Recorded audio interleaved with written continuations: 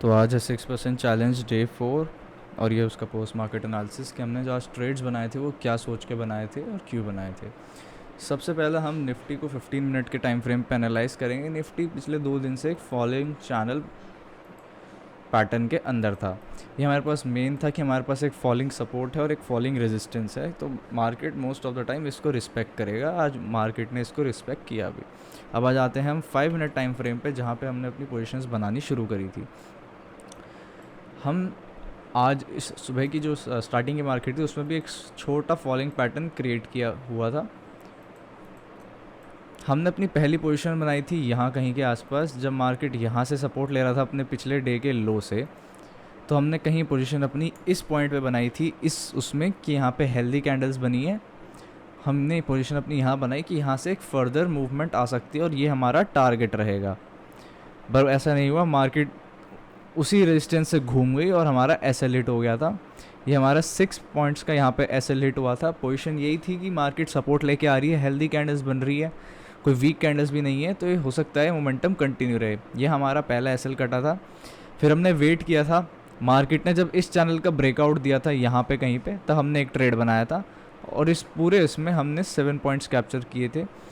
Premium जिस हिसाब से मार्केट में मोमेंटम आया उस हिसाब से प्रीमियम बढ़ा नहीं, मे बी बिकॉज परसों एक्सपायरी है उसकी वजह से या कोई भी रीज़न था, उतना प्रीमियम नहीं बढ़ा और मार्केट ने एक कैंडल में प्रीमियम खा गया। तो हमने अराउंड ये 8.85 तक गया था, हमने अराउंड 7 पॉइंट्स पे इसको एग्जिट कर दिया था। तो हमारा निफ्टी का ट्रेड कॉस्ट टू कॉस्ट पे आज एग्जिट हुए थे।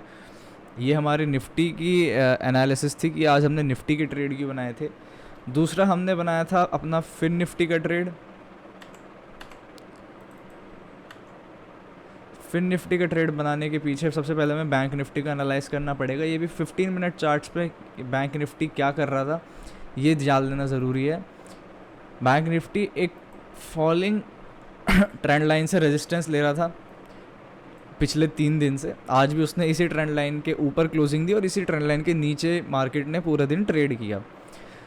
तो बैंक निफ्टी अपने आज सपोर्ट्स को बहुत अच्छे से रिस्पेक्ट करा था। मार्केट ने जब ये सपोर्ट दिखाया, यहाँ पे मार्केट ने एक कंसोलिडेशन की ब्रेकडाउन दी और नीचे वाला टारगेट हिट हुआ।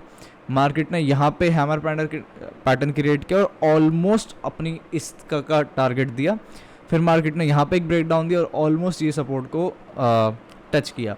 तो आज बैंक निफ्टी में लेवल्स बहुत अच्छे फॉलो हुए थे। बैंक निफ्टी आज शायद बहुत अच्छा एसेट था ट्रेड करने के लिए, पर निफ्टी का चैलेंज था इसलिए बैंक निफ्टी को ट्रेड नहीं किया गया। फिन निफ्टी में पोजीशन तब बनाई गई थी जब बैंक निफ्टी और फिन निफ्टी में ऑलमोस्ट सेम मोमेंटम आया हुआ था, अराउंड यहाँ पे कहीं पे, जब दोनों एसेट्स एकदम बाइंग की तरफ जा रहे थे, तब हमने यहाँ पे पोजीशन बनाना प्रेफर किया था। इसको 15 मिनट चार्ट्स पे एनालाइज करते हैं।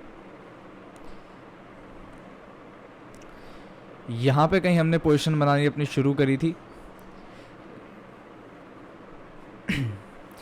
जब फिन निफ्टी में एक ऑलमोस्ट सपोर्ट ले चुका था और सेम बैंक निफ्टी में भी यहाँ पे सपोर्ट लेके मार्केट ऊपर की तरफ सस्टेन करी थी। एक रिट्रेसमेंट आई और उसके बाद मार्केट सस्टेन करने लगी।